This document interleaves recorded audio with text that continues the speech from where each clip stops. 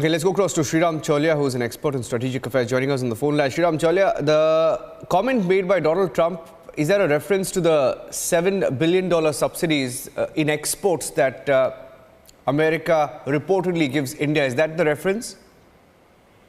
See, I think this is part of the trade war logic that he has. His view is that developing countries should not get any preferential treatment, and they should not be allowed to offer any subsidies to their domestic producers. So he's actually challenging, agricultural subsidies that we in India or other developing countries have to protect our farming sector.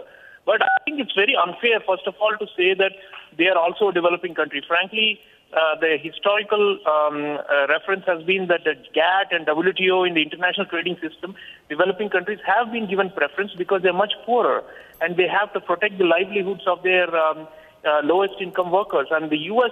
system, it's a much higher income society and it is not at all comparable to the Indian system. But Trump, as a protectionist and as a trade warrior, is trying to force developing countries to bow to his wishes and to cut subsidies, which will make it easier for American exports to reach Indian markets and to swamp our farmers and our livelihoods. We have opposed this and we will continue to oppose this because this is part of the Trump agenda of trying to create a so-called level playing field when actually it is not a level playing field.